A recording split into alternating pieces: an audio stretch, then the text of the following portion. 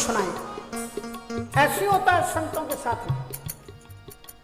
एक बार वो बचपन में हम 10.5 वर्ष की उम्र में साधु बने,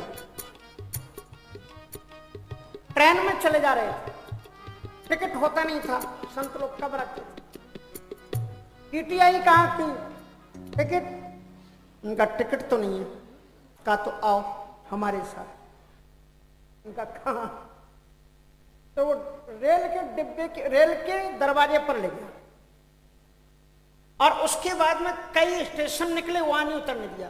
उसको मालूम था कि जिस स्टेशन पर ना पानी था ना लाइट थी और कोई भी इधर उधर जाने का दुकान साधन कुछ नहीं था, वहां पर उसने कहा उतरो, यहां पर उतार दिया महाराज वहां पर। ये अपने जीवन की सत्य घटना है। और फिर एक बार और सुनो, एक किसी ट्रेन से चले जा रहे थे, फिर एक टीटीआई मिला, बोले टिकट, हमने कहा टिकट तो नहीं, कहा कुछ जानते हो, उनका ज्यादा तो कुछ नहीं आता लेकिन सुंदरकांड थोड़ा आता है, कहा सुनाओ। तो बैठ करके उसने सुंदरकांड थोड़ा सुना। अब उतना कहां उसको फुर्सत थी, 2-4 दोहे उसने सुने। जामवंत के वचन सुहाए सुने हन, तो हमने सुना दिया। सुनाने के बाद में कहा आओ, अभी कहा श्रीमान जी उतारना तो कम से कम ऐसी जगह पर उतारना जहां पानी आनी हो, आप चिंता मत करो। उतार करके ले गया और एसी डिब्बे में, फर्स्ट क्लास के डिब्बे में ले गया। और वहां कोई कलकत्ता का शेठ वृंदावन जा रहा था, कहां आप भगत हो, हमने सोचा थोड़ा आप कैसे आपका टाइम कटेगा, ये महात्मा जी को ले आए हैं आपके पास, इनको बैठाओ अपने पास, उनसे सत्संग करो, चले जाना।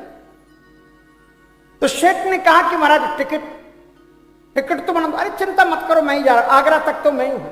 और बोले आगरा के बाद में कोई दूसरा मिल गया, एक संत का फिर अपमान हो तो अच्छा नहीं, आप तो टिकट काट दो, जितना का भी बनता हो आप टिकट काट।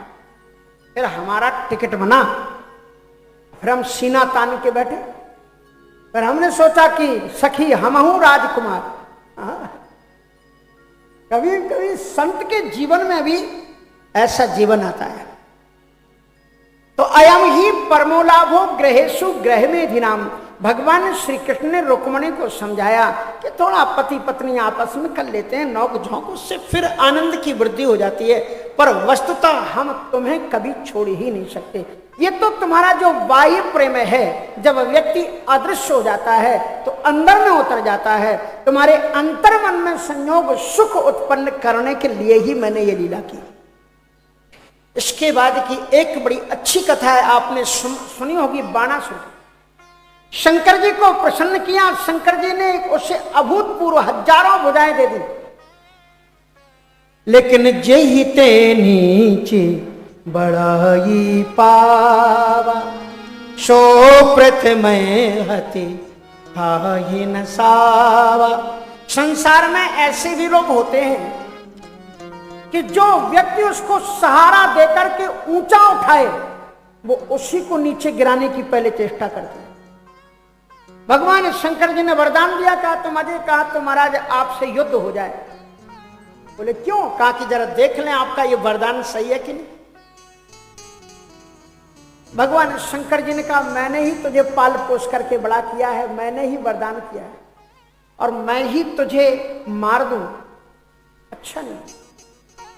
इसलिए बेटे मैं तुझे एक ध्वजा देता हूं, अपने उस पर लगा लो, जिस दिन जो इस ध्वजा को काट दे तो समझना तुम्हारी मौत आ गई।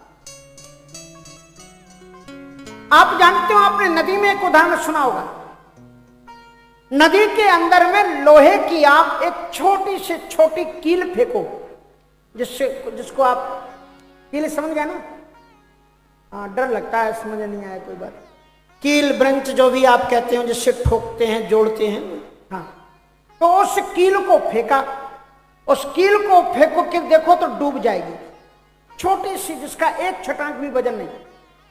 लेकिन आप 1 टन वजनदार लकड़ी को छोड़ दो नदी में, डूबेगी नहीं डूबेगी। तो ये पानी भेदभाव क्यों करता है, तो छोटी सी वृक्ष को, लोहे को डुबो देता है और उस लकड़ी को क्यों नहीं डुबोता, उसका कारण है अपनों सींचो जान के और ताह न बूढ़न दे। पानी ये सोचता है कि मैंने ही इसे पाल पोस करके बड़ा किया है, इसलिए वो उसे डुबोता नहीं है। जो हमारा पालन पोषण करे, कभी भी उसके साथ में गद्दारी नहीं करनी चाहिए, कभी की भी उसके विपरीत नहीं जाना चाहिए। बाणासुर की बेटी उषा स्वप्न में प्रद्युम्न को देखती है और महाराज उनके कुष्मांडक नाम के मंत्री की जो मायावी एक कन्या थी, और वो उनको रात रात में अपहरण करके लाई। 1 महीने तक वो उसके अंदर में बंद रहे। महारानी ने राजा को बताया कि लगता है बेटी दिन रात कमरे में, जब भी पूछो कहती है होमवर्क कर रहे, बेटी आकर के भोजन कर लो, का बाहर थाली रख दो, हम होमवर्क कर रहे हैं। ऐसा कैसा ही होमवर्क करती, 1 महीने से बाहर नहीं निकली। और मुझे तो कुछ डाउट है, किसी की खुसफुस की बात सुनाई पड़ती। जो ही पता लगा बाणासुर आया, 1 लात मारी गेट में तो गेट खुल गया। भगवान श्री कृष्ण के पुत्र प्रद्युम्न और प्रद्युम्न के बेटे अनिरुद्ध उसमें बैठे हुए बातचीत तो हो रही थी। और लय मूसल ठाणे भय श्री अनिरुद्ध सुजान। उसके बाद में महाराज इतने दिन तक वो बंदी रहे। नारद जी महाराज द्वारिकापुरी में पहुंचे। द्वारिकापुरी भगवान श्री कृष्ण जी आनंद से हैं। 1 महीने से अनिरुद्ध द्वारिकापुरी नहीं आया, पर उन्हें कुछ पता नहीं। नारद जी ने पूछा, गोविंद आपका एक नाती अनिरुद्ध कहां है? क्योंकि नारद जी तो जानते थे वो बंदी है वहां पर। कहां है? वो कुछ दिन से दिख नहीं रहा है, कहीं गया होगा घूमने फिरने।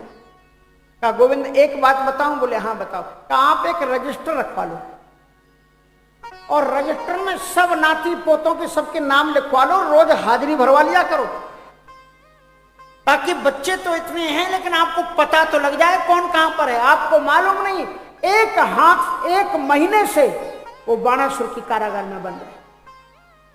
बाद में अक्षौहिणी सेना लेकर के गोविंद और बलराम पहुंचे हैं, भयानक युद्ध हुआ है। अनिरुद्ध को भगवान ने बंधन से छोड़ा। ये कथा आप पढ़ना, क्योंकि इस कथा को पढ़ने से और सुनने से जो कोरोना महामारी है वो आपको छू नहीं सकती, पक्की बात।